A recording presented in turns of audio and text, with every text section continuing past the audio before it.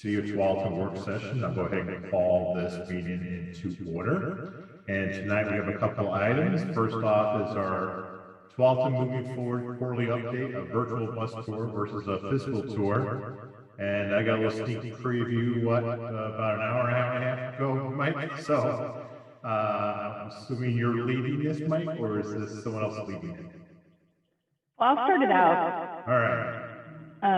Who's going to put up the PowerPoint? I'll be putting up the PowerPoint. Okay, if you could go ahead and do that, Mike. All right. So we are super excited to welcome you onto our all-electric bus tour today. And this is our third Tualatin Moving Forward bus tour. And we're sorry it can't be in person again this year, but there's a lot going on in the Tualatin Moving Forward program that we're excited to show you about. If you could get the next slide. So we have some new faces this year as we welcome 2 new council members and some new staff as well. Next slide. So our tour guide this year is Mike McCarthy. So Mike is Principal Transportation Engineer and has been with the city for several years and has been working on the bond program and a number of other things, bond projects and just a number of transportation issues around town. But with Jeff's departure, Mike has taken the role of Program Director, working with the amazing team we have in place. And he's going to be our tour guide today. I will say that and point out that in this picture, so Mike's son, Tim, designed a couple of the sidewalk art projects that are in the concrete in sidewalk around town. And this picture is adorable, and we appreciate artist Tim that came along with engineer Mike. So I'll turn it over to Mike to take us through the tour and watch your step. Well, thank you. And Tim is the artist who drew the happy deer stamp. And he's the youngest of my 3 boys. I'm really blessed. So everyone, please take your seats and buckle your seat belts. Please keep all hands, arms, and any other objects inside the bus at all times. And we are now pulling out from the Pole Center, taking a left on Boone's Ferry Road, and heading south. Our first stop will be the Garden Corner Curbs project. And you probably remember the nursery that we're working around, and we had to keep Uma in the slideshow. And so this is Blake Street, and this is kind of the area of what it looks like. And a lot of the origin for this project was people from the IBAC neighborhood to the south and the Midwest neighborhood to the north saying, we'd love to be able to walk or ride our bikes from one side to the other. And there's no good place to do that. And especially if you're trying to ride uphill through this corridor, it's not fun. But it will be a whole lot better in a couple months. So, as you recall, we did a lot of talking with the public.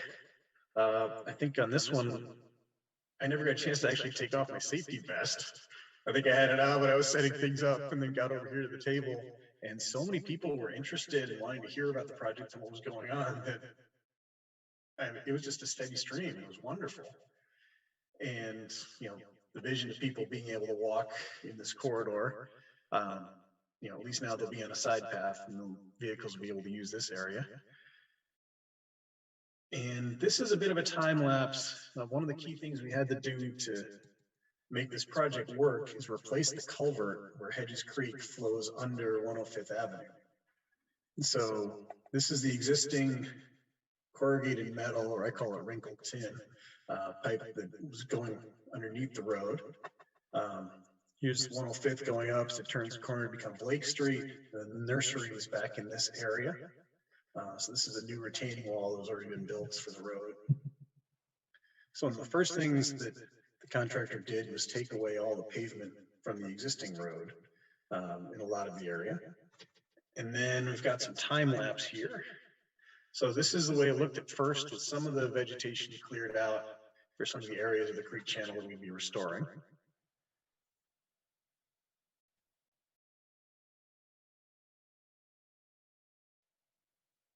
and this was just a couple weeks into it.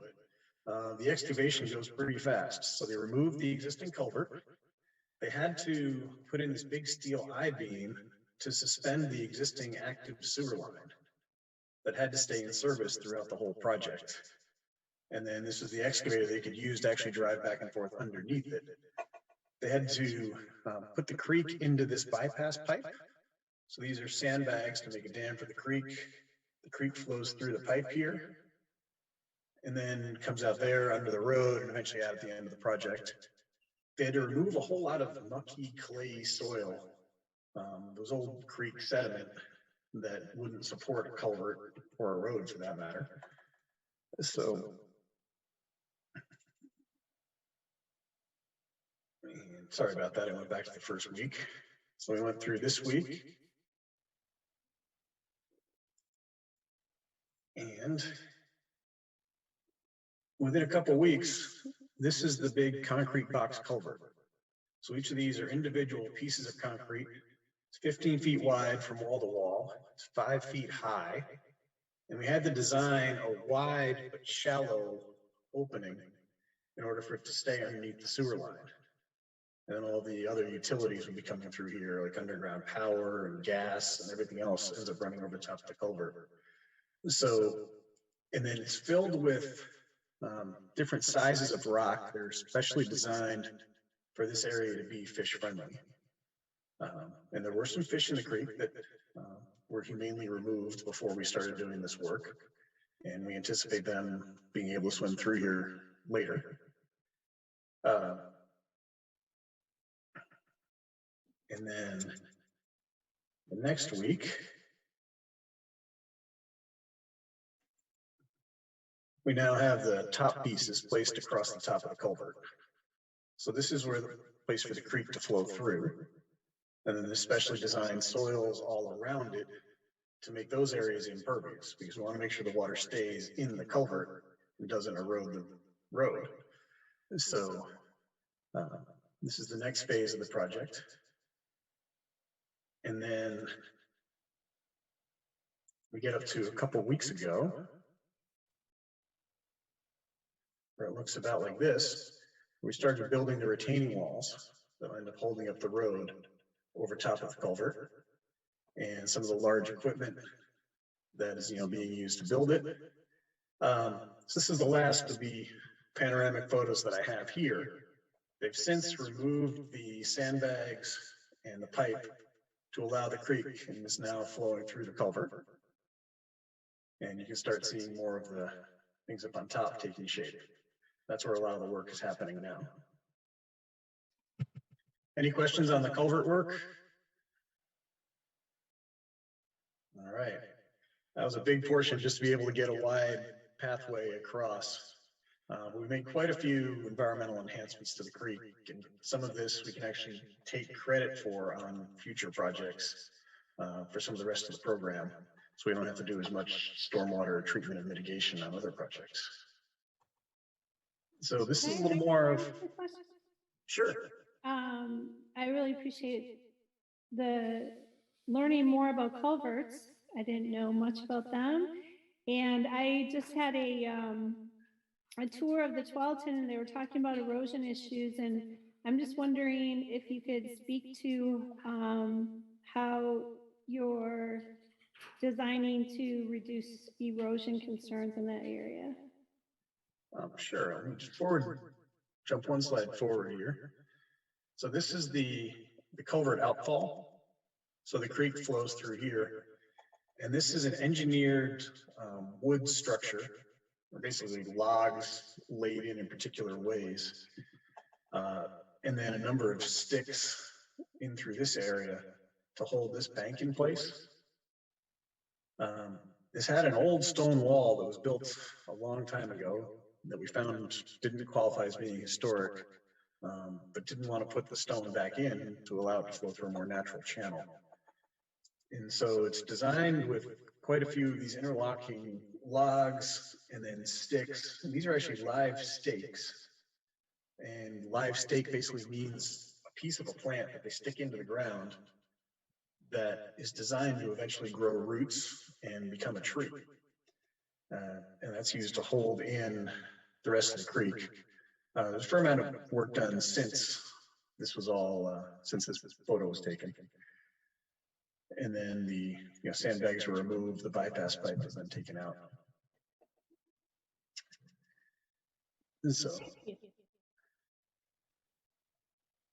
And then this is a view from right where 105th turns and becomes Blake. So this is looking north on 105th Avenue. And this is about on the outside of where the path will be. And this particular area, the path diverges from the roadway just a little bit. And then the area in here, you can see my mouse kind of just before the curbing. That's where the stormwater treatment facility, the first one, will be going. And it will eventually drain into this catch basin. And the road actually runs between this curb and the wall. And it's designed to stay fairly narrow. It's actually a couple feet wider than the current road, just allowing a little bit of shy distance next to the curbs, but it's intentionally designed to be narrow to try to keep traffic speeds down and keep this as a safer place for people to walk and bike. Then this picture up here on the right is Blake Street along the nursery. And this is the road from curb to curb. The pathway will be over in this area on the right. And this is showing a little more of how this looks. It was one of the big design parameters was to keep it within the existing space between the existing trees, so we didn't have to take out any of the major trees along the road. There are some trees removed down by the creek that were already damaged and were damaged by the ice storm. But the vast majority of the trees have been able to stay in place, and it's particularly designed for that. And so this is the culvert outfall that we talked about already. And then we move on up to our next stop. So we head back north on 105th, take a right on Avery. And then we get to the area of Tualatin Elementary School here. And this is a project all around the elementary school designed to help kids get to the elementary school better. And I'd like to introduce Katie Mangle, who works for Alta Planning and Design. And she served as our owner's representative, general assistant, and her company's taken care of all kinds of things in the program over the years. And Katie can tell us a little more about this project. Yeah, thank you, Mike. I've been honored to help the city with the bond program since actually just before the vote. And so it's been a pretty magical experience, I have to say. It's amazing what the city's doing and how well the community's supporting it. Mike, can you go to the next slide? I think this shows what it's all about, right? It's about these kiddos just trying to get to school. And this project in particular was part of the bond program as a school, safe access to schools, and also addressing kind of slowing the traffic that's kind of cutting through the neighborhood. Particularly with Tualatin Elementary, though, as we find with many schools, there's also some confusion around parking for parents dropping kids off. So all of those things were coming together here. We had people driving too fast on Staggered, parents, kind of sitting in the travel lane waiting for their kids or waiting to drop off their kids.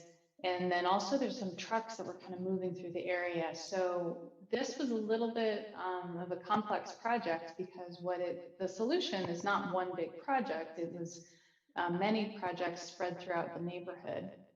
And you go to the next slide. Actually, go to the next slide. I'm going to come back to this in a second. Thank you. Perfect.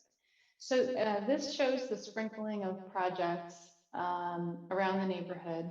So you see Tualatin Elementary on the left side there. Thanks. And along Southwest 95th is really where a lot of the parents who are dropping off their kids were kind of queuing up there. Then Staggered and Avery were important access streets, both driving and walking along those streets, but also kids trying to cross those streets. So what you see here is a smattering of different kinds of projects, and we're going to build it in 2 phases. So I'll just maybe emphasize the part that's going to construction this year. So the number 1 is adding a throughway stop at 95th and Staggered, and then adding a new mid-block crossing, right there at number 2.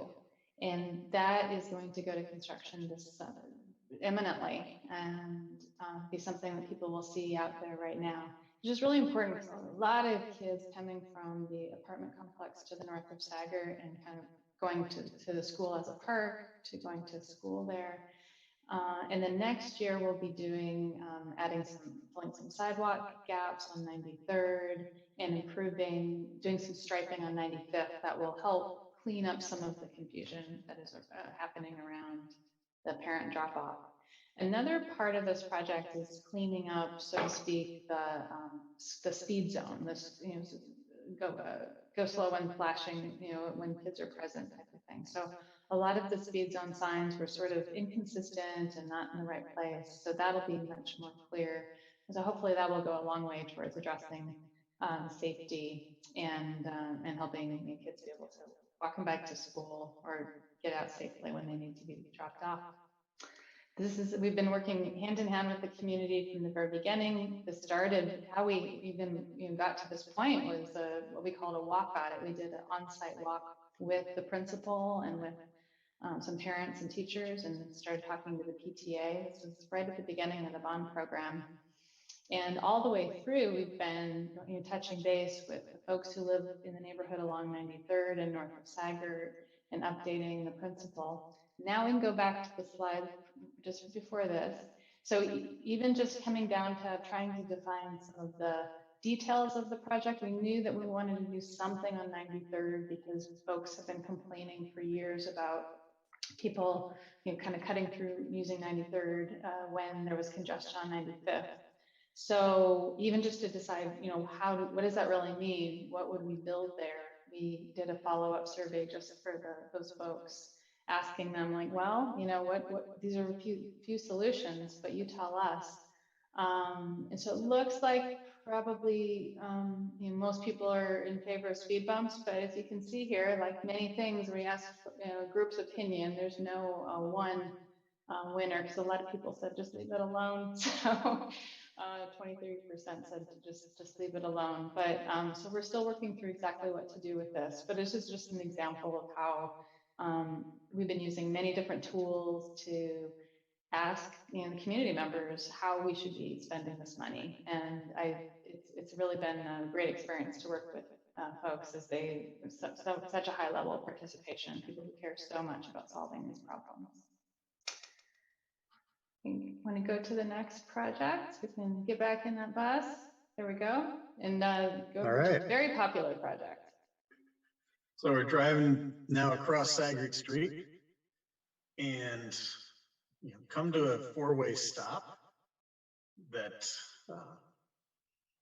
some people get a little confused about. So you may remember this video. Here we are at the intersection of Martinez Avenue and Staggered Street. As you can see, there's a lot of activity happening here. A number of turning movements, so people turning different directions, pedestrians going by. There's a park and ride at one corner of this intersection. There's also a bus you can see coming here on the 96 route. So a lot of people using transit, walking, trying to get around. And often there's some confusion. We've been hearing a lot about that confusion. And so we're in the process of building the traffic signal at this intersection. Sorry about that. And so a lot of the work that's happening right now is pipe work to build the storm drainage that's necessary to accommodate the road.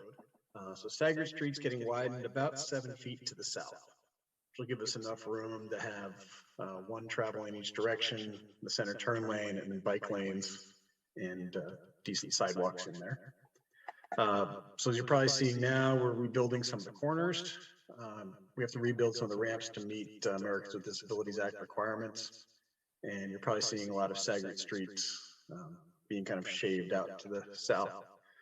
The current schedule is to get the road fully paved back, and including the widening area and the sidewalk in place by the end of October. And that's particularly important because it's really hard to pave and do concrete work once you get into the winter and it gets really rainy, and it's hard to do that well.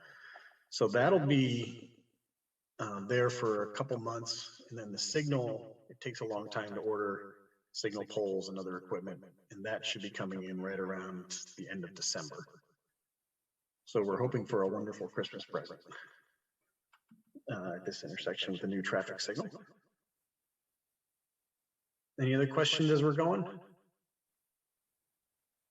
All right. We've had a lot of people want this traffic signal and want us to get this project going, so we're glad to be doing it. And then we move on up to another one that we're working on now, and that's 12th and Sherwood Road and Nyberg Street from Martinez over to I-5. And we're working on a lot of the specifics with the state right now.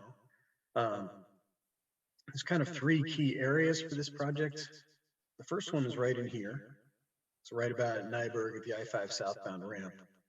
And what's happening here is 80 to 90% of the traffic is turning right from Nyberg, onto I-5 south, or the loop ramp onto I-5 north. And, only 10 to 20% are going across onto Nyberg. And what's happening is so many people are getting stuck in the right lane. And that right lane is backing up all the way through our downtown for quite a ways there. So what we're trying to work out with the state is a plan where traffic in the right lane goes right onto I-5 south. And then the middle lane primarily goes all the way across to I-5 northbound. And then people can still get to I-5 north even from farther left. And then we get the third lane going across to Nyberg. And we want to design it so that when people get to about where this dot is, that they're in the correct lane. Not the right lane, the correct lane. And so we're trying to help people, particularly going to I-5 north, be in the middle lane. And so we're designing a lot of driver information there. And then even just past Martinez, right now there's just 2 lanes, and it's I-5 traffic in those 2 lanes, but there's also some Nyberg traffic.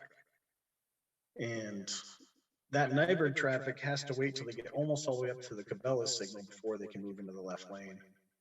And that ends up using up some of the green time for the line to go through that area. So by widening out into the median to create a third lane eastbound, we can help get that Nyberg traffic out of the flow of traffic onto I-5 and help everybody move through better. So we're continuing to work with the state on this, particularly as you get into a freeway interchange. They get real particular about what they want to see. And so we're working with them on making sure that what we do meets their requirements and passes muster with their design before the construction starts. And the next project, we're now going back to Boone's Ferry Road, south of 12th and Sherwood Road, and looking to fill in the gaps in the sidewalks and the bike lanes, and doing a lot of talking with the community about what they want to see. And Katie can walk us through a little more of that.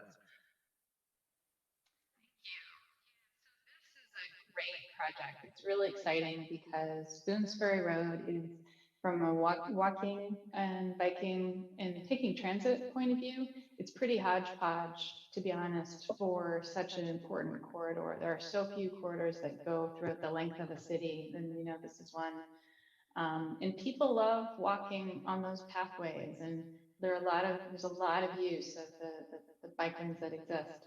And there are several schools. So it's a very important corridor, and we're all very excited that this project is going to fill in those gaps.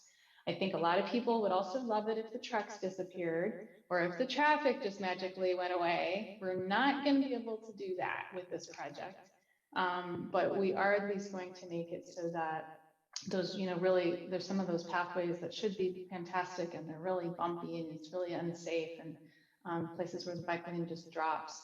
and where the sidewalk ends. We're going to fix most of those. So let's see, let's go to the next one. As Mike mentioned, keep going, that just shows the corridor.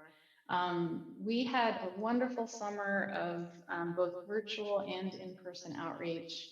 It was such a treat to have these. We had 3 events that were out there in the corridor.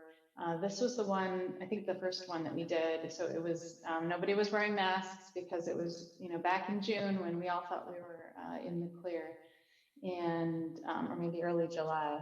Then we had 2 additional events after this where everybody masked up and tried to stay distant. And it was a great opportunity to talk with people out in the corridor about their preferences. For, in this situation, it was about whether we need to also build a sidewalk in addition to improving the path. And almost everybody said, no, we love the pathway, like just make that a little bit better. So we got great comments. We also had an online open house. Hundreds of people participated, asked a lot of detailed questions about what their preferences were at some key locations where the design team, the engineers were saying, well, we could do that or we could do that. So we said, let's ask the people what they think. And it was a great response. So we're in the middle of trying to synthesize all of that and make sense of it, make some decisions about where to go with it. And we're really turning the corner then to 30% design and start engineering it and start construction next summer. So hopefully next summer we'll be out there in person. We can show you a real live backhoe, or moving real live dirt. We don't have to be doing just the videos. And then next slide, Mike, just real quick. So this, when I keep talking about the pathways, so if you haven't spent time walking on this corridor, there are some pretty special areas along this. For such a busy road, there's almost like these pocket parks where there are asphalt paths that kind of go away from the road, and people have told us how much they appreciate that when they're walking their bike or walking their dog or biking with their kids. You can really separate from traffic, sometimes actually get into the trees. It's pretty cool.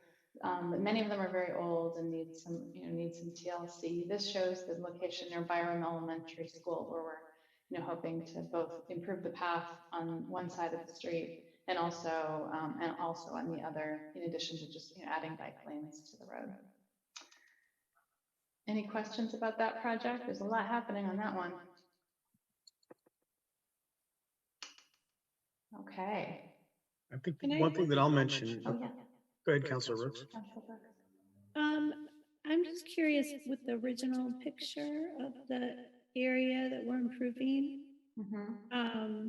I live close by there. Yeah. Mm-hmm. Yeah. And I just am wondering if there's ever, or if there is even currently, ways to get through over to like Community Park and the other side of 12th and Sherwood Road.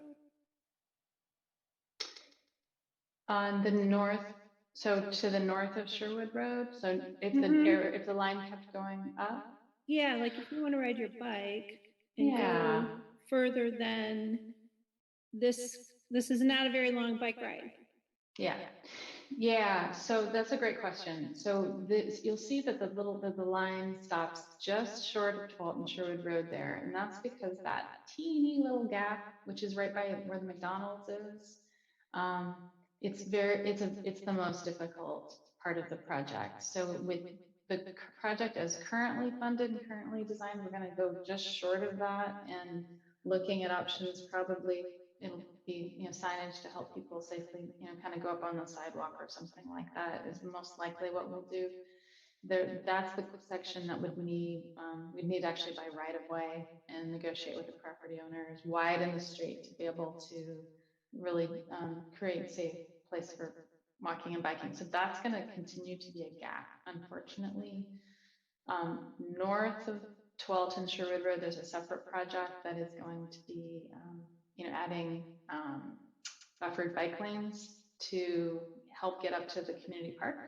So that's also in the works. Okay. But there's still going to be that gap, and we've heard from a lot of people about that. Mm-hmm. But that'll be good still, if there are a little gap to walk your bike, and then you can get back on the new one. Okay. Yeah. That's nice to hear. Thank you very much. Yeah. Thanks for asking about that. Yeah, thank you, Katie. And I think we're seeing, as we're evaluating the corridor more, that there's far more needs than we'd be able to really address with the funding available through the program. So we'll probably have more conversations about how to fund some more of our work on the corridor. And then we move on to our next stop. And this is another project that we're working on with the state. And particularly if you live in the Pony Ridge subdivision out in this area and trying to walk to almost anywhere is very difficult right now.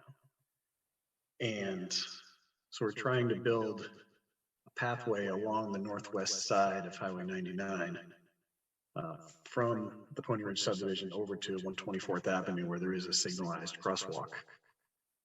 And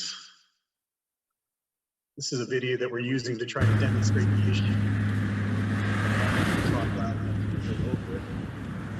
But this is the kind of walk that people have to do trying to get to the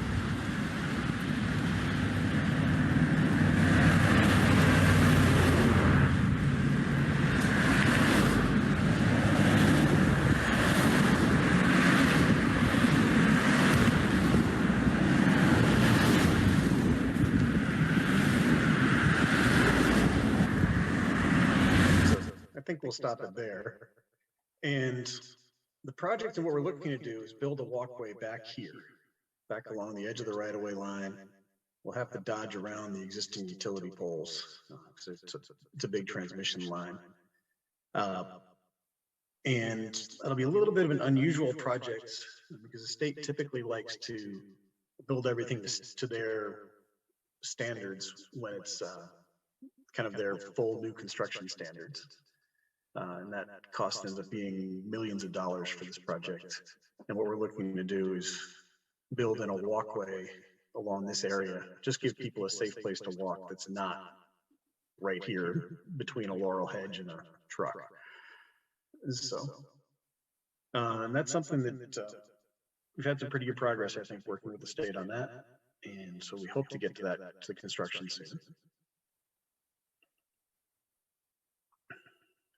And then stop 7 is actually 6 different stops. And fortunately, we can do that in this virtual format. If we're in an actual bus, I don't think we'd be driving to all 6 of these. And this is our neighborhood traffic management, our neighborhood traffic safety program for this year. And it's a half dozen projects, a lot of which are flashing lights at crosswalks. We call them RRFBs, which are rectangular rapid flashing beacons. It's where you press the button and you get the yellow flashing lights. Then we found them to be far more effective at getting drivers to stop when you're in the crosswalk. So several of those projects. One just recently installed at Boone's Ferry Road at Arapahoe that actually has streetlights built into the RRFB units. Which is a fairly new treatment, but it's important for us to get street lighting there. Another one under construction on Hazelbrook Road near Jurgens Park, and then Boone's Ferry Road connecting from the Commons over to the Pole Center. And then some slightly different projects, one on Nyberg Lane at 57th Avenue to try to help people walking across Nyberg to and from the park. And then another one on 50th and Wilkie, partly helping people cross the street there and also trying to keep cars from running off the end of that curve. And then the first one we completed this year was at Staggered Street and 72nd Avenue. And so this is a sample of the plans for one of those. And in this particular one, the ramps had already been built a few years back, but it was during a time when the rectangular rapid flashing beacon, due to some patent issues, wasn't approved for use. So we put those in. And here's an example of some of what we use to reach out to the neighbors and let them know that construction is happening. So we mail that out to some of the people around each of the projects. And then this is the construction work happening, and we did include some of the artwork stamps. That's our mastodon. I think our sun moon here, and I think Be Kind was over in this area as well. So this is what it looks like when they're pouring the ramps. And they did have to revise these a bit to meet ADA standards with the RFBs in place. And this is what the flashing lights look like afterwards. So you can come up, press the button, these lights flash nice and bright, and grab the driver's attention a bit. And we found it really helps for people crossing. And you know, a little ways to the east of here, the one that we installed right by Fality Park, Staggered and Wampanoag, I've been amazed at how often I've seen that light on, and how many people I've seen using it, and how many more people we've seen crossing there since we installed it a couple years ago. So I think that's been great. And we're now returning back to the Pole Center for the end of our bus tour. Please collect all of your belongings, and thank you very much for riding with us on this tour. And we'd love to hear if you have any other questions, comments, or suggestions.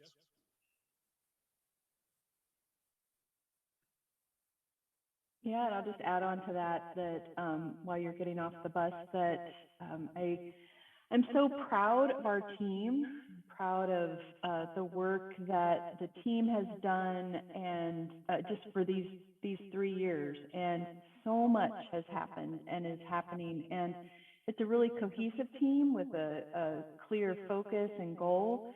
I'm proud of the public involvement that we've done, and how centered we are around the community and getting their feedback and input. And I can't say enough about the work that Mike's doing, that Katie's doing, that Megan and just the rest of the team are doing on the community's behalf. So thank you. Thank you. Yeah, Councilor Hillier's hand is up. Yes, thank you. I was curious, when we were talking about the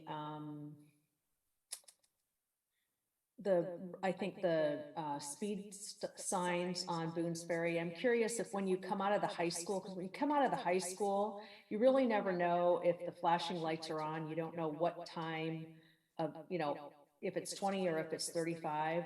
Are there going to be some sort of amendment there, Katie, to help people who are coming out of school at kind of that in-between time? Yeah, the school zone signs. That is actually a really good question. I think that's probably something that we should look into. It hasn't been on the list of issues.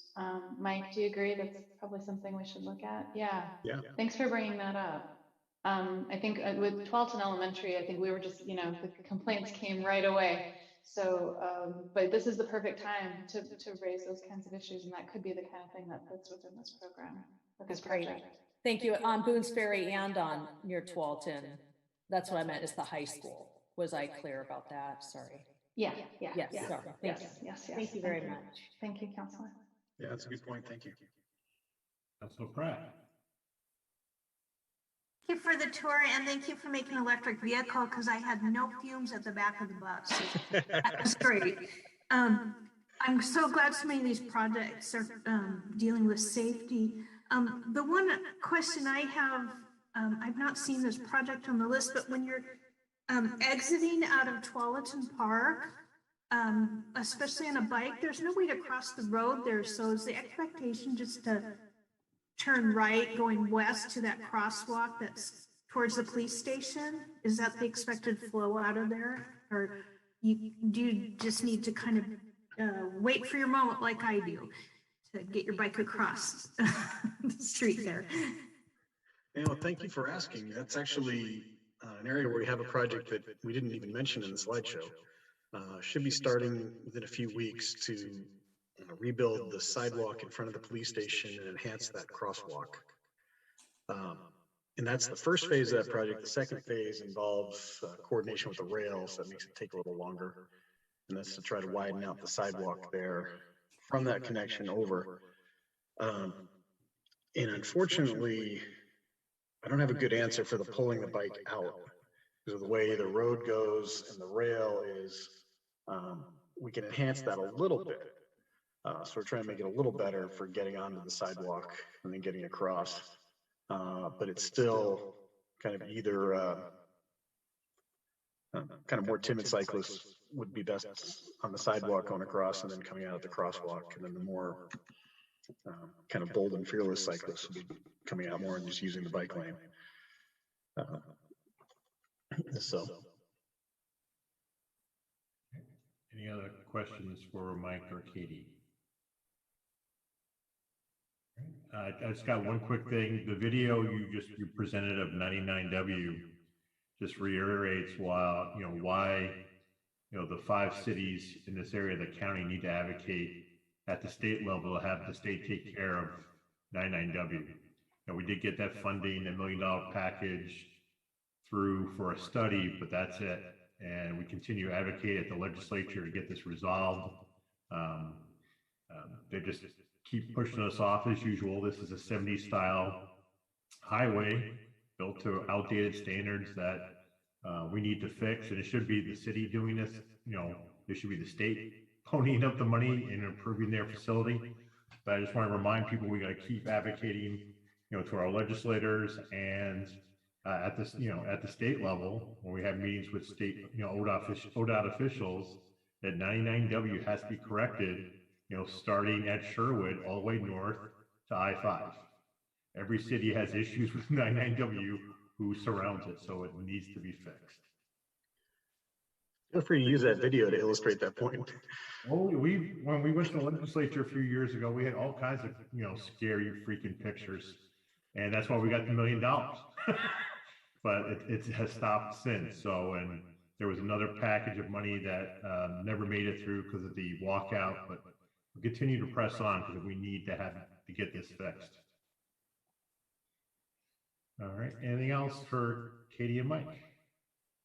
I just want to say thank you again to, I really appreciate the public engagement and the fact that, that we're really honoring our citizens that are supporting this bond and supporting this work and always coming in ahead of schedule and below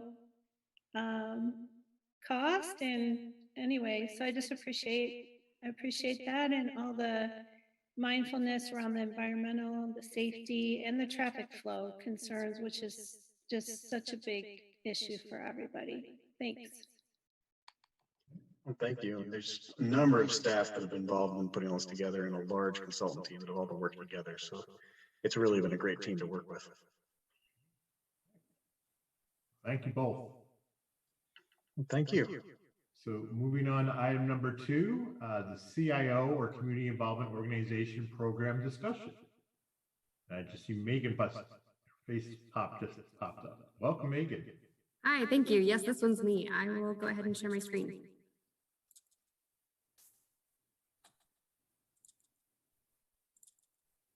All right. I am here this evening to talk to you about the Community Involvement Organization Program, or the CIOs as they are more commonly referred to. Tonight's presentation will have a variety of different things, including an overview of the purpose, the structure, the early timeline of the program. We'll take a peek at the Tualatin Municipal Code. I know everybody's really excited for that piece of it. And then we'll also delve into the current status of the program. We had a recent survey and meeting with folks who are currently involved, a list of accomplishments that the CIOs have drafted, and then talk about the current leadership. So that's what I've got on the docket. So getting started, so the program itself, the purpose statement is to provide an opportunity for members to meaningfully cooperate with each other and with the city of Tualatin, that's us, on matters that affect neighborhoods in the city, consistent with a list of principles of citizen involvement that were adopted by the city council. That was included as an attachment in your packet for this evening. A major purpose of the program is to promote communication and a sense of community. So this purpose statement is included in the municipal code. And the way they do this is through 6 residential CIOs that spread the entirety of the city with a few small exceptions, and then a commercial CIO. The code also provides an option for what's called the Citizen Involvement Coordinating Committee, or the CICC, should one be formed. That would be an organizing body for the entire program. In practice, the CICC has not been formed. However, a president's group has met regularly throughout the years. So the residential CIOs are groups of community members within the specified boundaries, and then the commercial CIO in practice accepts anybody who is a business owner within the city of Tualatin. So this next slide should have a fairly familiar image. This is our Cio Program Map. I think this one was updated a couple months ago to reflect some of the new boundary with the annexations in the south part of the city. So each CIO has a different color. When this map was originally put together 10 years ago, the intent was to have each of the CIOs generally have about the same number of people within it, or same number of households. As time has gone on, that's shifted a little bit, and you can see the geographic area that each CIO encompasses is a little bit different, but generally they've stayed fairly consistent. It is within the city council's responsibility to approve any changes to the CIO boundaries, and the city council has not done that. In addition, if you are a resident of Tualatin but do not fit within one of the CIOs, you may choose to join with the CIO closest to you. So for the most part, everybody is covered, but there's a few different ones. In addition, the code also allows for the creation of an industrial CIO, which you can see pictured there on the left hand of your screen. That no industrial CIO was formed, and the commercial CIO has taken over for any businesses that may have otherwise identified as industrial. So the early timeline. So it's been 10 years. In June 2010, the city council at the time established an ad hoc committee of community members and a few city councilors to discuss a future, what became this community involvement program. This committee met for a little under a year and worked with the city council between March and May of 2011 to talk about the program and offered a recommendation, and the council discussed it. In June of 2011, the city council adopted those principles of citizen engagement. And then in August of 2011, they established the CIO program and put it into Tualatin Municipal Code. From after that point through the next year, the 6 residential and 1 commercial CIOs were established. When they came to the city council, there was an establishment ordinance, and they were required to provide a copy of their bylaws, having had a membership meeting already. Later in April of 2013, the grant program policy was adopted. We currently have the grant program still. It provides a total of $1,500 for each CIO that they may apply to use throughout the year on a variety of different projects that fit within the grant program's criteria. Previous awards were made for things like decorative sign toppers, emergency supplies. Lots of CIOs have used their funding to purchase kits and neighborhood ready supplies. Recently, Martinez Woods CIO applied for and received funding for a dog refuse station at one of the trail heads. All right, so this is the snippet from our code. So the Citizen Involvement Program, or CIOP, has an entire chapter dedicated with 10 different sections. And never fear, I won't go through all 10 of them. In fact, we've already covered 2 of them. So just a few more that I want to highlight. The first one is the membership and standards. So this is an excerpt taken from the code. So there are a few different things that a CIO must do to continue to be recognized by the city council. Those things include an annual election of officers, some public meeting notice requirements, providing contact information, and then holding 2 organizational meetings a year. So in practice, we haven't, or the city council has not enforced these requirements, but this is generally what the program is centered around, these types of things. Next one I wanted to highlight is the city support.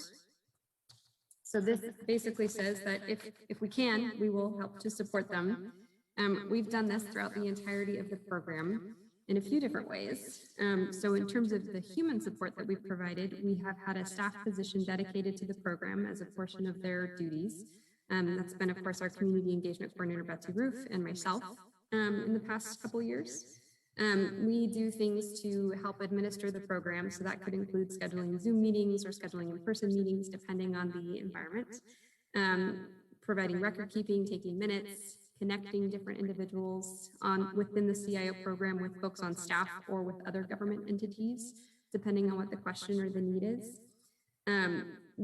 We as staff have also presented both at the CIO president's meetings as well as the annual meetings. I know it is common for our police department to provide a presentation, as well as folks from our community development department. Our bond program is another common speaker, so we've dedicated staff time there. And then we also provide notifications of land use applications, and our community development department hosts a quarterly land use meeting with the land use officers in the CIO program and provides information so that if the CIOs are interested, they can provide comment given that information. This fluctuates in terms of how much time we're spending. It can be up to 8 hours a week, sometimes more depending on what's going on, and sometimes less. We've also provided financial support to the program. So I talked already about the $1,500 per CIO that we provide in grant funding. We also budget about $6,000 for general administration of the program. This includes things like marketing materials for those annual meetings. So you've seen the yard signs, probably received postcards in the mail. We also provide snacks for the meetings. We budget and pay for the domain name for the CIO website and the website platform itself. Keep going here. The last thing I wanted to highlight in the code is the input to the city council. So this has also looked differently depending on the year.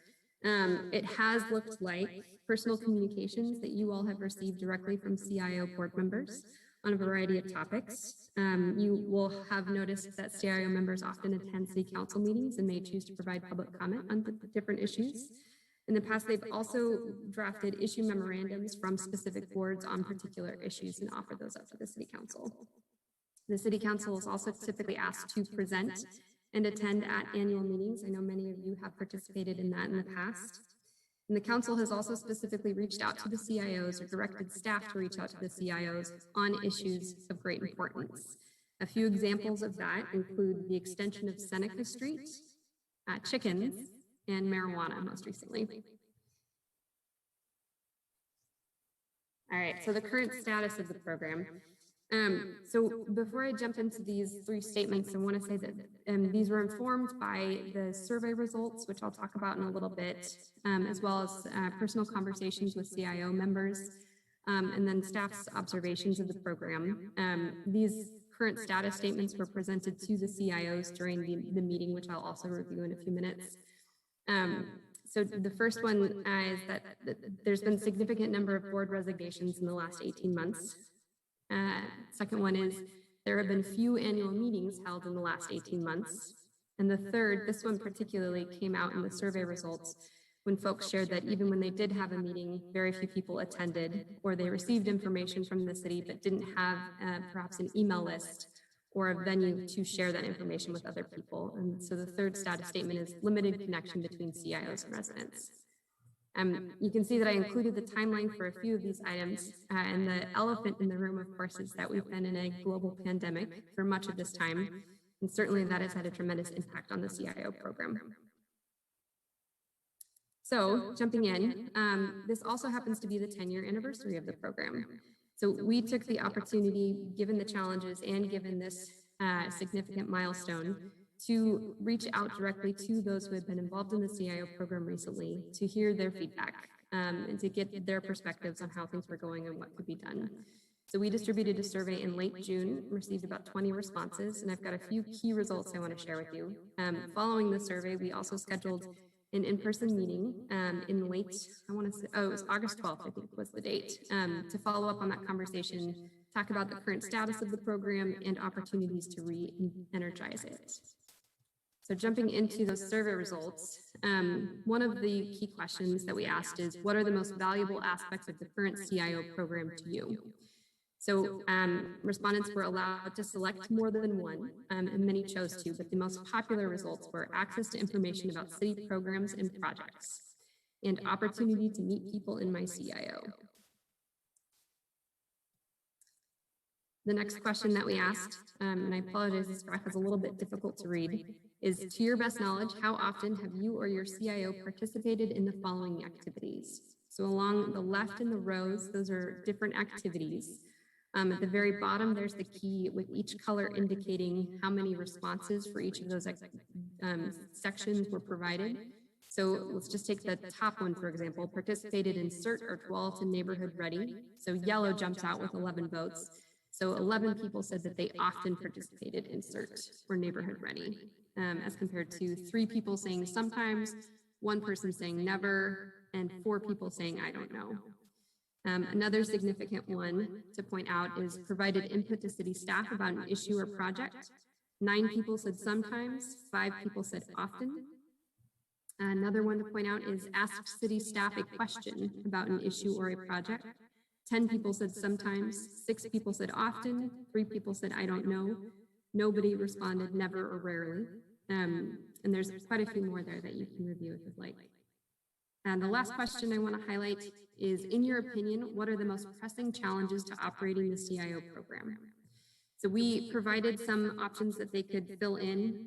They were also offered the opportunity to write in different ones, and we did see several written in options, including, of course, the pandemic being one of them, as well as changes in leadership and things of that nature. So the most popular one that came out of this was lack of interest to participate from community members, followed by little knowledge of the program and broader community. Those 2 items were certainly strong themes as we got into the meeting with the folks. So it's part of the agenda. On August 12th, we reviewed the survey results. We talked about the current status statements. And then we also spent quite a bit of time talking about how do we re-energize the CIO program. And for those who know me, I like butcher paper, I like chart paper, I like sticky notes, and so we used all of those during the meeting. So we had folks gather in small groups and brainstorm different ways that we could re-energize the program. Each sticky note has a different idea. Then we came all back together at the end and put those up on the board, grouping them according to different themes. And so I've got the themes laid out here. So first is how-to guides. There were a few suggestions about just like, how do you be a board member? How do you get to a full board? Some of those things that historical knowledge is helpful for. Marketing promotion was a big category. We saw that in the survey results that there was a big need there, and there were a lot of ideas to get that going. And certainly the next few slides will cover some of that. Enhanced and increased events. So they've done annual meetings, but there was an interest in doing some more fun ideas. The CIO website, it is currently live as of Sunday. I encourage you to take a look, tualatincio.org. Knowledge of the community, so having access to more information about what's going on in the community and just some of the basic metrics. Structural changes to the program, there's an interest in updating bylaws potentially. City and CIO coordination, so this is information flowing from the CIOs to the staff and to the city council and back the other way. And making sure that the flow of information is well understood and accessible. And then lastly, program purpose. So this is interesting. It seems that the CIOs have been successful and they've had a particular issue to advocate for. And we've seen lots of success in those topics as well. So there were a couple of key outcomes of the meeting. The first is that an ad hoc leadership committee was established. There is at least one representative from each CIO represented on this ad hoc committee. They're meeting every 2 weeks, and staff is involved. And they have a list of objectives. These are the primary ones. So first is developing marketing materials. They're well underway with this, of course, with their website launching. They're also working on a brochure and other informational materials that they will be able to distribute to the community on a regular basis to generate interest and knowledge and awareness of the program. They're looking to fill vacant board positions, and they've done a lot of that work as well. Schedule annual meetings. Each CIO is intending to have their annual meeting in the next few months. Update bylaws as needed. One of the initial things that they would like to change is many of them are still listed as numbers. They would like to be listed as their true names. And then they're also considering the eventual formation of the Citizen Involvement Coordinating Committee and disbanding this ad hoc leadership committee so that they have a formalized structure to operate under. One of the other outcomes of this meeting is that they began working on a list of their top activities from the last 10 years. So the ad hoc leadership committee took that initial brainstorm and then worked on it quite a bit. And you saw the document attached in the agenda packet with a long list of activities that they've worked on over the last 10 years. To spotlight just a few. First, of course, we heard about earlier this evening is Garden Corner Curves. There were several members, particularly from the IBOC CIO, that were greatly involved in advocating for this project. In a few short months, we should be able to see the results of those efforts. Another that you'll notice throughout town is the decorative sign toppers. So these appear on top of street signs, indicating which CIO you are a part of. And so many have chosen to use their grant funds over the years to purchase these sign toppers, working with our street sewer and storm manager, Bert Kohlheiser. And lastly, the emergency preparedness.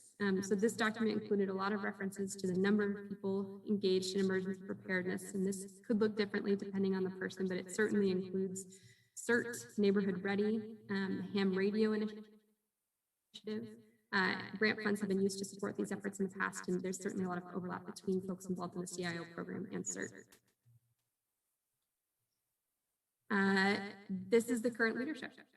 So each CIO has at least 2 members. Many of them have full or almost full boards. Some of these people have been involved in the program since the initial formation 10 years ago. Some have been recently added to these board lists, and these are the individuals who currently hold a board position. And that brings me to the end of the presentation, so I'll lower my screen. So as I mentioned, the ad hoc leadership committee is meeting every 2 weeks, and will continue to do so to work through those items, and staff has been included as part of those conversations. Look forward to your discussion.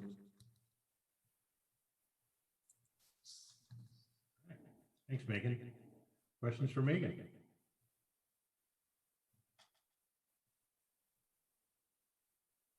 Councilor Pratt.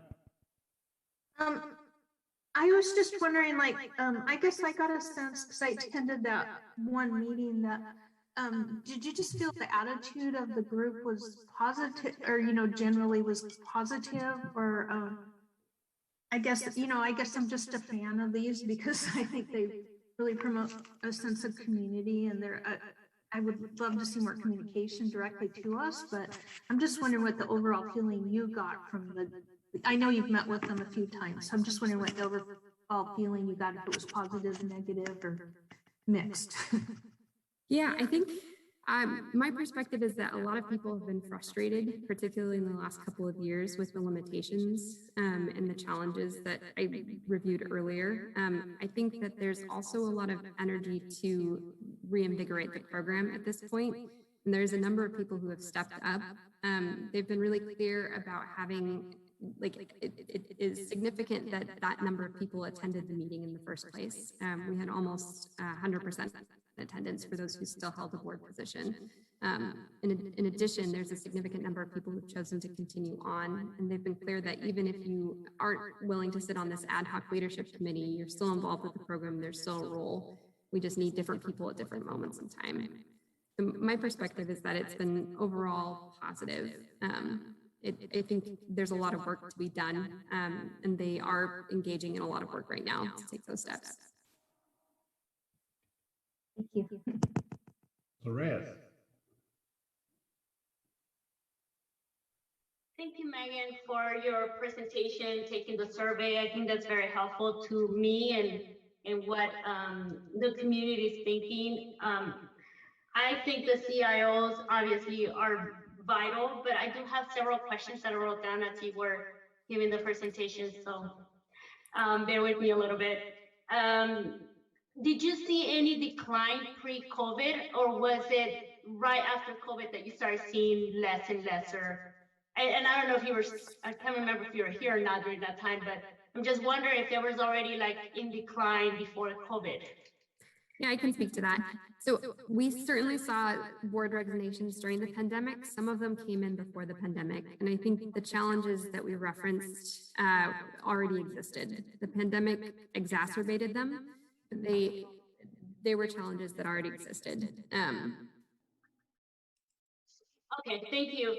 And yeah, because you said about 18 members resigned. So must have exacerbated the whole, being at home, not being able to connect, being on lockdowns. and all that. So I can imagine that. The other, Actually, go ahead. Just to clarify, it was not 18 members who had resigned. 18 months was the time Oh, period. 18 months, sorry. Mhm. I read my notes wrong, bad writing. But I did hear about members resigning, so I thought it was that. The other would be, is it moving forward? I'm thinking of how do we revitalize this or make it much more engaging. I'm thinking CIO, the name, it sounds a little formal. Maybe the changing of the name will work a little bit. Did anyone say anything about? Because I don't even know till this day know what it means. I just know it's CIO, but I feel like it's for people like that are new to the community and they want to be engaged. And the reason I'm bringing this up because I see a lot of those during our interviews when we meet people in the community, and they want to get involved. They just CIO seems a little bit like, what is that and what does it mean? And so maybe either considering using the name, the entire name of it, or changing it to something that sounds more neighborhood together, something like that, will be a way of attracting people or giving people that idea that it is a community per district within Tualatin. That I don't know, did anyone say, what is a CIO, or did you hear anything like that while you were doing your survey? Yeah, certainly during the meeting that we held, we heard that a lot. A lot of people had spoken with their neighbors or other community members and referenced the CIO program or even the community involvement organization program. And folks were like, I'm not sure, I don't know what that means. I've lived here for 15 years. So they've identified that as a big challenge to overcome, which is why part of their initial work has been so focused on marketing the program and building resources so that they can share that information. I think part of their hope is that as people become better aware of the program, there will be more interest in participating in the program. The technical name of the program, or the name that's still included in the code, is Citizen Involvement Program.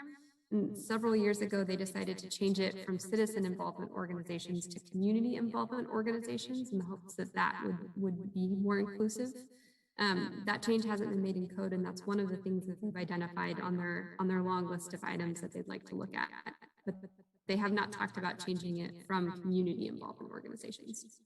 Funny thing, I have to say this because I'm one of those individuals that is sometimes a little ignorant where their names come from. But I actually thought CIO was a thing that happened in every city in the world. Not in the world, but at least in the US. And so then I realized it's just us here in Tualatin. Because I kept saying, I think I said it somewhere like in Tiger or Hills, somewhere around that. In another city, they're like, what is that? Like they stared at me funny. And then I'm like, okay, that's probably just a Tualatin thing. So I just want to throw that out. The other, calling it board members, sometimes I think that people might see that as they have authority to make a change, or they have authority, so maybe consider what a member, or what does it look like, or it also excludes people from, being a board member in the nonprofit industry means you go through a process of interview and you have to have some status. And so maybe those are things that we need to reconsider if we want this program to continue within our city. Because it does come into my mind as someone that's been in the industry of 501c3s forever, that a board member is someone that is actually making decisions for a specific organization or specific. So we want to, I don't know, we want to continue using that term because that may be throwing people off. And also perhaps, and I know we market this in different, you talked about marketing, and I know we market this and we talk to a lot of the people that are interested in serving in our communities. We talked about other ways of serving and other ways of doing there. I want to believe there are more people out there that want to get engaged. They just, I think by calling it CIOs, all these things, it's confusing them because they might think that the CC, the City Council Committee, Advisory Committees, they might think that's a CIO.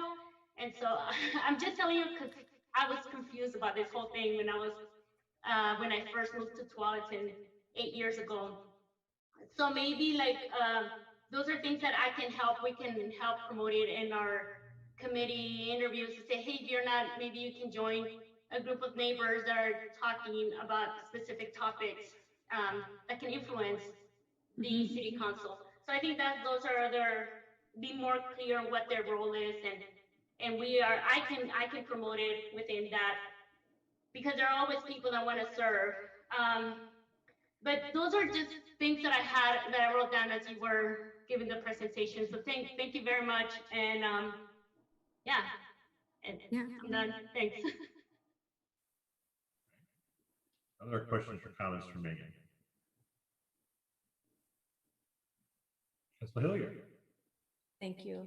Megan, I'm making an assumption that Betsy is making sure that everything is at least as culturally responsive as possible in the communications that are being formed to meet the needs of different speaking people in our community. So the CIOs are leading the efforts to communicate. We're providing administrative support and taking their lead on how they would like to share information.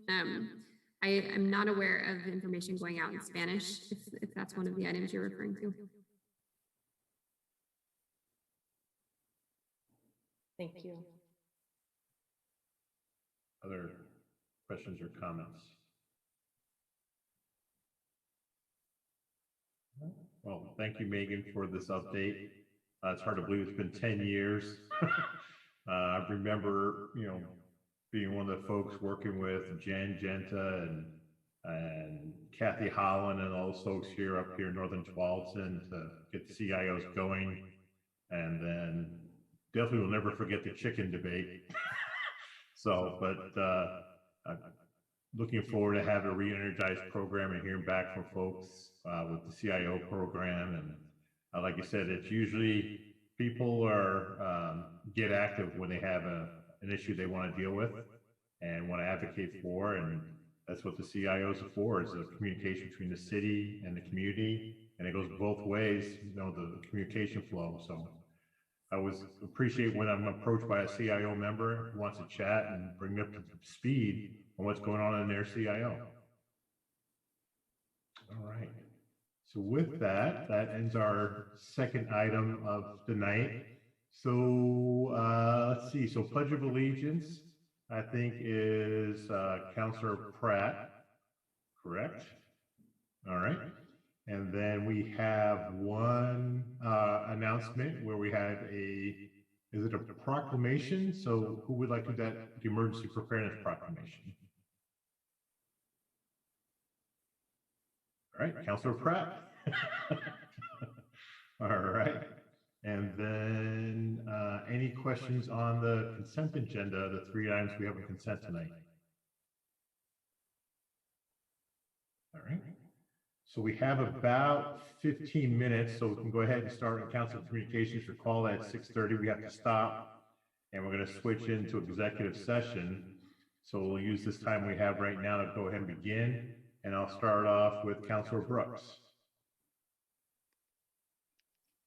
Thank you, Mayor, and thank you for also highlighting the needs of 99. I just think I hear about accidents and stuff on that road all the time, and it's just so dangerous, and appreciate that. As far as council communications, I sent out an email earlier in the week. We didn't have the PAB meeting yet. It's going to be next week because of notice. There's an opportunity for public comment on the CAPER, which is the Consolidated Annual Performance and Evaluation Report for 2021 and years 20 and 21. And just a reminder that this covers the Community Development Block Grant Program, the Emergency Shutdown Grant, and the Home Investment Partnerships Program. And one exciting thing is a reminder is some of the monies is going to funding the housing project in the Basalt Creek area. So then I also went to September 8th. I went to the Regional Water Consortium Board Executive Committee for the first time as the new chair of that committee. And we just discussed that in October's meeting, we will be kind of overviewing the strategic plan for the Regional Water Consortium Board. And we also highlighted how the regional consortium has improved its regional partnerships over the years, and our dearly departed Jeff Fox has been such a leader in that. And so I just wanted to say that that's something that that our little city has a big footprint around, and the stories around both the fires and the storms are incredibly inspiring of what people in public works do. When people wonder about what government does and doesn't do, I wish that we could talk as much about what these folks did and what the cities did to work together to make sure that everyone had safe, clean, affordable drinking water during such difficult times. So I just want to reiterate that again and applaud the leadership in our city as well as across the region. And I'm really proud to be the first female chair of that regional water consortium board. So, and part of what we are going to be, what we do is also is safety, which is a big thing today, and having enough water to prepare for emergencies. And also upcoming this week, I will be attending, it's an interesting meeting, so I decided to bring it to attention. The Arts Advisory Committee is joining with T-Park for a conversation around the Salt Creek area. So that's going to be an interesting meeting coming up. And I also joined Councilor Pratt and Reyes with the Community Advisory Appointments Committee, and that was inspiring as usual. We had so many amazing applicants that you wish you had more positions to fill. They're hard choices, and we had openings in the park, just one, and in the development planning committee, and we just heard from, it's just inspiring to hear and get to know our residents better, and especially folks that do want to be involved. And that just takes me to my gratitude also for the people that have been in leadership. I know that you can't be in people talk about term limits and this and that. You can't be in leadership on boards forever. But everyone that's put themselves forward currently and in the past, we really appreciate the Cio program. I remember when we were meeting in person, I could go to my park and there were different activities and get to know you events that are just difficult to plan and organize right now. So I totally, Zoom fatigue is real. I understand it. I'm with you.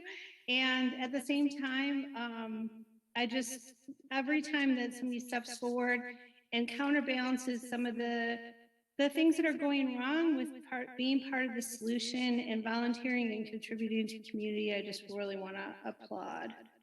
And sorry for rambling, but that's my, thanks.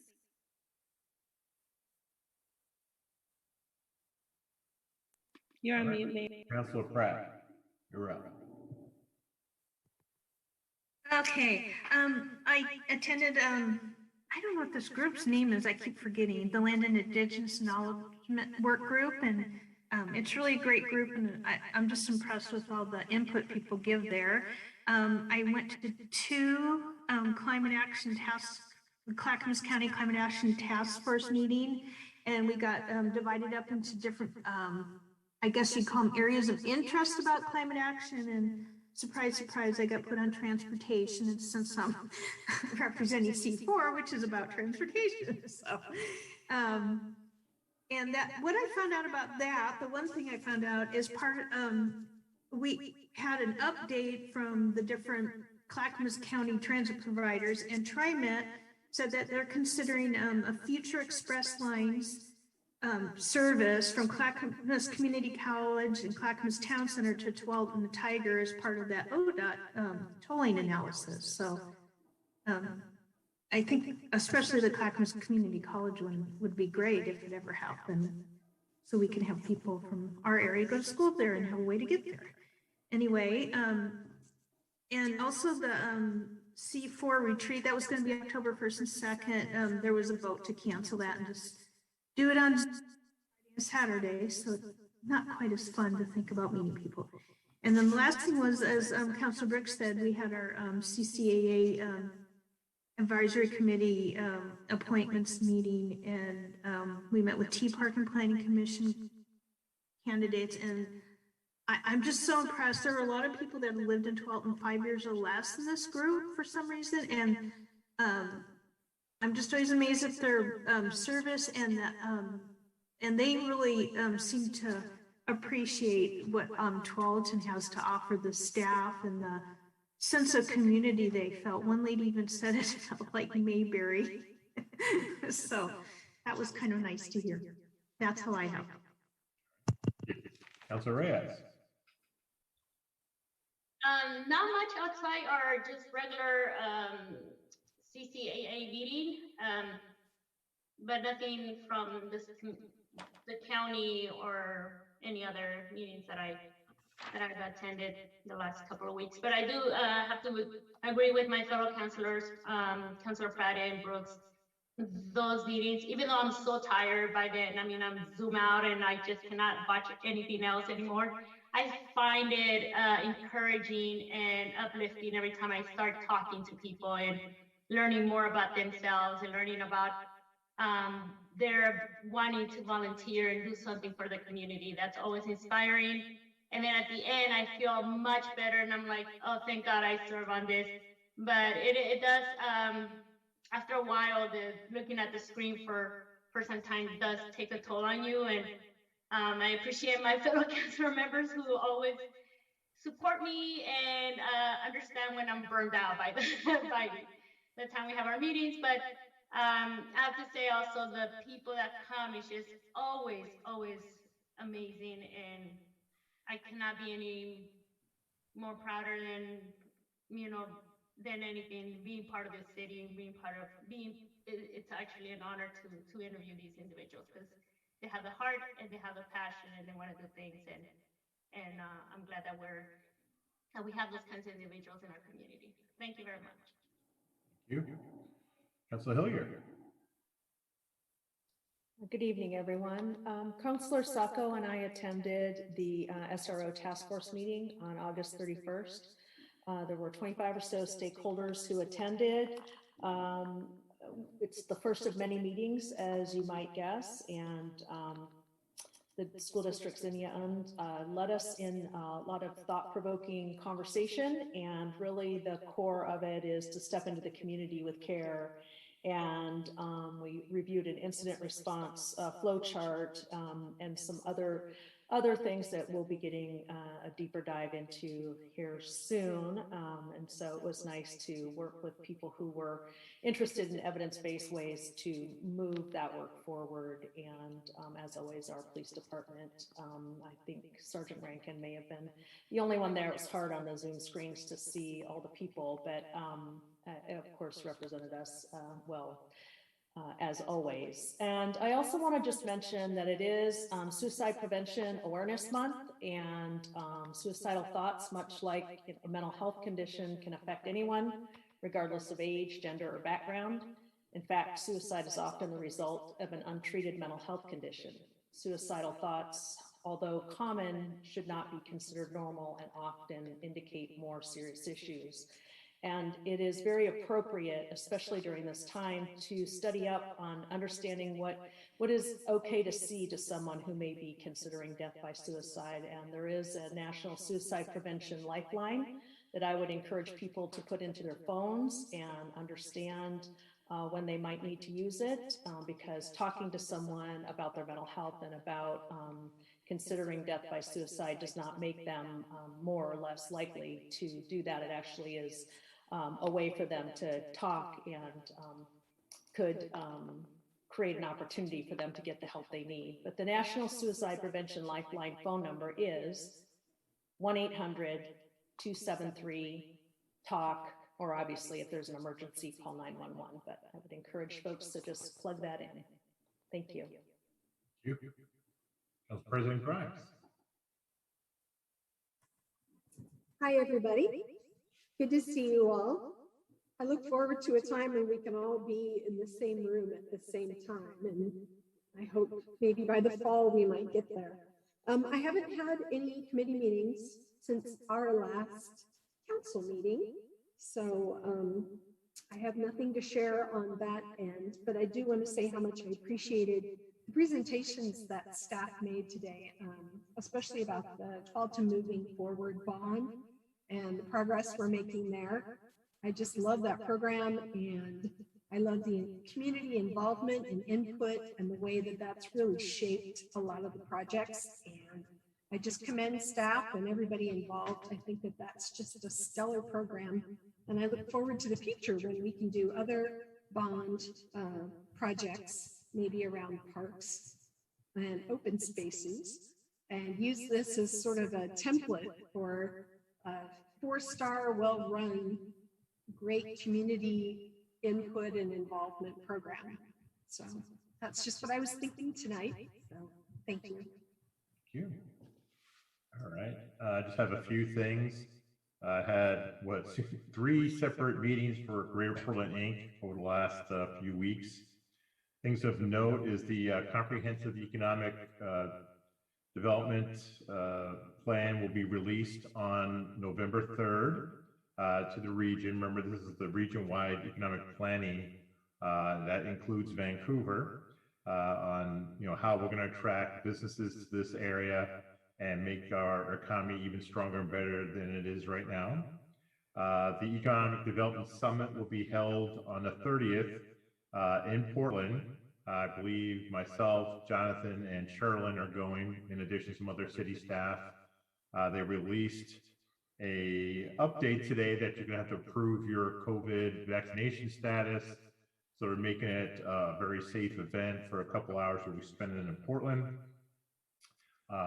Terrific presentation by Daniel Holbrook. He's one of the folks that's helping stand up the broadband office that's part of Business Oregon that was enacted back in 2019 by HB 2173 to expand broadband access throughout the state with the funds that the state's going to distribute out to their different regions to bridge the gap between the urban-rural divide and also equity. So they have a lot of, they're still forming.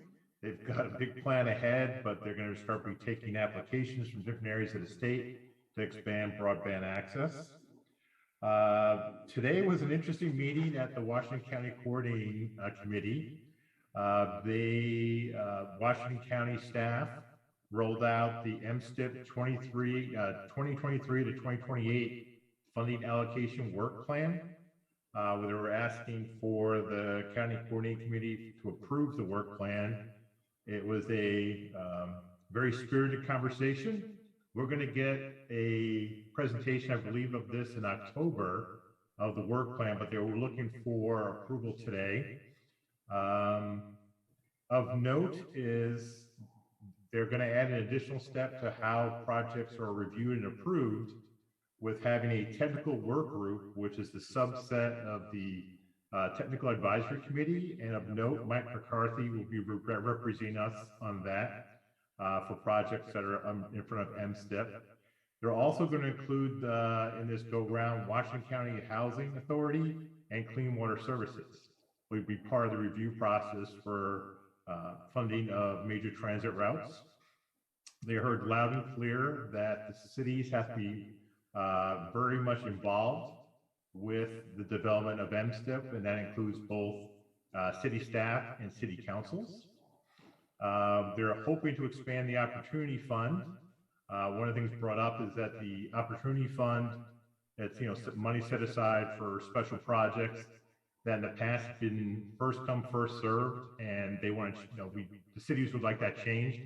That'd be more equitable, spread out between the 4 districts. Lots of discussion about, and we've heard it before, some of us already, about what does equity in transportation look like? Because one of the big things in EPSTIP is to address equity issues and transportation projects, but no one can really define what that is yet. Is it done city by city? Is it done project by project? So all the cities have said, the cities need to have a voice in the metrics that are devised, what natural environments means, and what the definition of equity is when this plan goes forward. Let's see what else we do. There was supposed to be a presentation on tolling, Councilor Pratt, but it got cut short because we ran out of time because we ran over. What's important to know is that ODOT has put an update to the regional mobility pricing project. You can go to ODOT's website for more specifics. But what was interesting, we had gotten a conversation of how ODOT is very at the ground level and has lots of detail versus the plan that's been released by Metro, which is more at the high level academic study of regional pricing. So trying to merge the two should be kind of interesting. I gave Charlene a highlight on Friday. I'm proud to announce that I was elected vice chair of the Washington County Coordinating Committee today. It was Jeff DeLynn, the mayor of Cornelius, will be the chair, and I'm going to be the vice chair for the next couple of years. There was a quick discussion of the new, if you haven't paid attention to this, you might want to, the new congressional and state district maps. If you're not aware, the new congressional district, District 6, is us. We would be part of this new district. Be the, as we would call ourselves, the 5 families would be on the northern end of this congressional district. That would also include Salem. So if you haven't looked at those maps where it's proposed, you might want to look at, because there's a series of road shows going across the state right now for public input. And it's also redistricting done at the state level. So a lot of, I know particularly North Plains is not very happy with how the maps are aligning, and neither is Tigard on how their cities are being sliced and diced by districts. It's a possibility that the city of Tigard would have 5 state reps, all representing little snippets of the city. I'm reached out and contacted Representative Prusak. I'm waiting for her to get back to me on any implications on our district, because there, I can see a little bit of Tualatin getting chopped off in northern Tualatin, not northern Tualatin, area around Bridgeport seems to be impacted a little bit. So more to come on that. And then at the end of the meeting, there was a big, about a half hour thank you session for Commissioner Rogers. Commissioner Rogers has stepped, he's no longer going to lead the Washington County Coordinating Committee.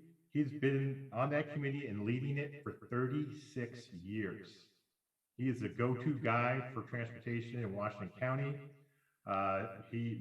Commissioner 5 will be stepping into his shoes as the Washington County Commissioner representing transportation for Washington County Coordinating Committee. But it was just amazing that, Commissioner Rogers has been doing it for 36 years, and he knows, recounted all the mayors he's dealt with over the years. It was quite a few of them. But I want to thank him for his service over all those years, because remember, he's also a former Tualatin mayor. So he did take care of Washington County and the city very well. Last thing is reminding people, hopefully it doesn't rain, but this Friday, the 17th, the Tualatin Historical Society's auction is being held at the Historical Society building over at the Heritage Center next to the police department from 5:30 to 8. I think tickets are still available. They are limiting ticket sales, and it is being held outside with social distancing. So if you would like to attend or would like to donate money in lieu of attending, you can go to the Historical Society's website and help support them. This is their big annual event to fund their operations over the year. So with that, I'll go ahead and close this work session, and we'll have Bates do his magic so we can transfer into executive session. Recording stopped.